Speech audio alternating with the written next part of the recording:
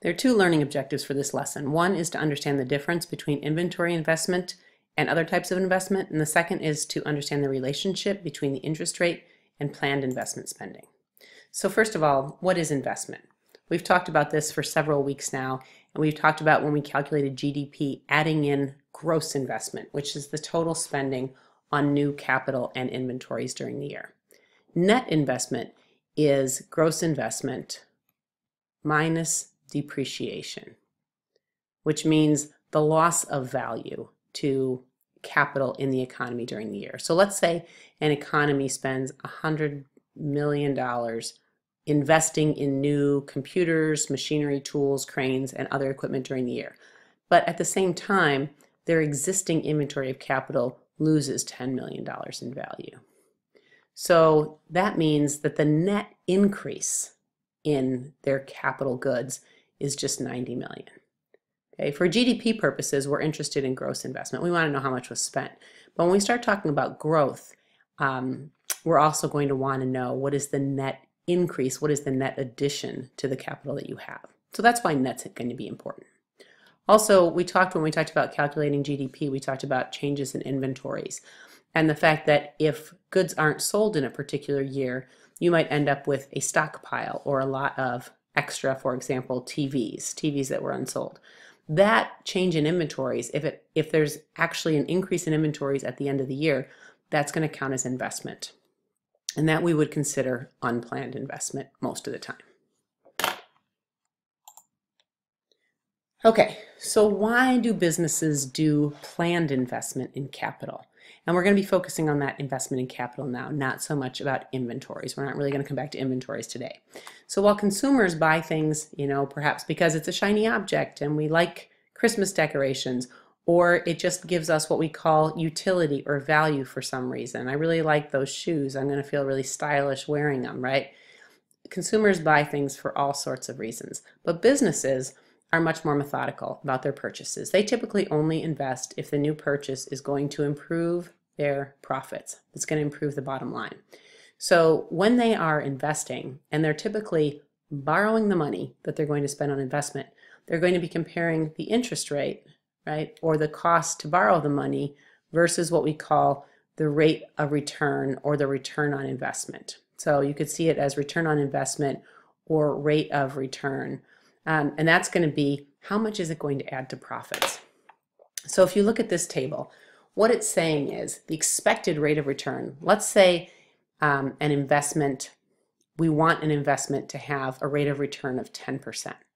Let's say the interest rate right now is 10% and it costs me 10% to borrow, meaning every $100 I borrow, I got to pay back an additional $10. I want to make sure that the investment that I'm making, the new computers, are actually going to improve my profits by 10%. So what this table is telling me is there aren't really a whole lot of things I can do that will improve my profits by 10%. There's maybe $15 billion worth of investments out there in the economy that would actually have that big of an impact. If I'm looking for a 16% rate of return, this table is telling me there's nothing I can do that's going to get that high rate of return. But if I would be happy with a 2% rate of return, there's a lot of things that are going to improve my bottom line by 2%. And if I care about nothing, right, 0% rate of return, well, there's lots of things I could do that won't improve my rate of return at all. So that's what that table is telling us. And as a result of this, the lower the interest rate is, the more investments businesses will undertake because the more investments are actually profitable. If the interest rate is way down here, like it is right now, right, around 2%, there's a lot of things that businesses could do that would improve their bottom line. But the higher the interest rate gets, you'll notice the fewer lucrative investments there are.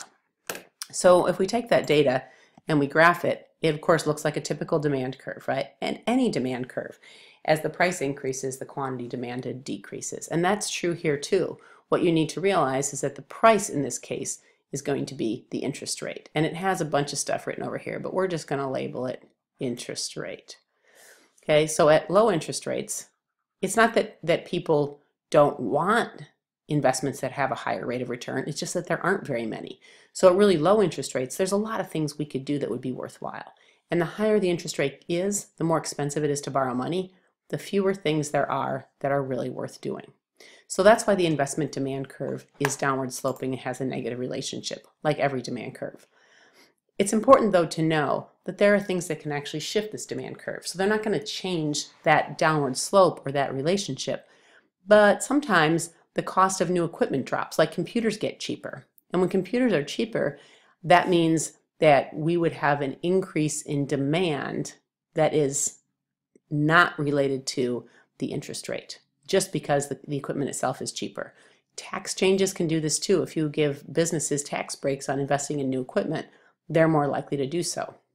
Also, if a new technology comes out in the market, so if there's something brand new, say in artificial intelligence, a lot of businesses are going to want to get that, maybe get ahead of their competitors. So again, that's going to cause investment demand to shift to the right. Market expectations can also have an impact. So for example, if it looks like a recession is coming, businesses will cut their investment spending even if the interest rate hasn't changed, right? Even at the same interest rate now, businesses are saying, we're just not interested because we don't think it's going to be worthwhile in the case of a recession. Investment is really important for several reasons. One, because investment, like any kind of spending, is subject to the multiplier effect. So even a small change in investment can have a huge ripple in the economy. That $10 million investment can become $40 million in new GDP because of the multiplier. But second, consumption is pretty constant in the economy. It's usually about 70% of GDP. But look at this graph for investment. This is looking at over the years, and you can see down here at the bottom, right, from 1966 to 2002. And we can see what happens each year. The blue line is the percentage change in GDP. So right here, where are we on our years? About 1982, right, you can see that GDP was contracting. We were in a recession, and look what happened to investment spending. It just dropped, right? Down by almost like negative 14%. But then as GDP started to improve, look what happened to investment spending. Incredibly volatile swing, right? Up plus 30%. So it's sort of a chicken and egg situation. As GDP is increasing, investment increases, but the increase in investment is part of what's driving that increase in GDP. And when investment starts to drop off for whatever reason, maybe there's no new technology that businesses want, or maybe people are starting to feel a little fearful about the future. When investment spending drops, guess what happens? That GDP rate starts to slow as well. And it didn't become negative again for quite a few years, but the rate of growth dropped. So the volatility of investment is one of the primary drivers in the business cycle. It's one of the primary things that shifts us from being in a recession to being in a period of growth. The net exports are not as clear of a relationship, as we can't really come up with a formula for them. We can say consumption is a function of disposable income, and we can say investment is a function of the interest rate. With net exports, we can't do that exactly, but the main determinants that you're going to want to know are, of course, number one, the one that's listed third here, exchange rates, right? And we've already talked about that, the fact that if the dollar appreciates, right, in the case of the US, that our net exports will decrease. And if the dollar depreciates, our net exports will increase, because it's all a function of how our prices appear to the rest of the world in relative terms. These can also have an impact, right? If we have freer trade, we're probably going to have more imports and exports. If we put up trade barriers, they'll be reduced. So it says here shifts the expenditure line. You can ignore that. But these are all things that are going to impact various components of spending in aggregate demand. In the next video, I'm going to continue with this graphic and looking back to our expanded circular flow and what we call leakages and injections.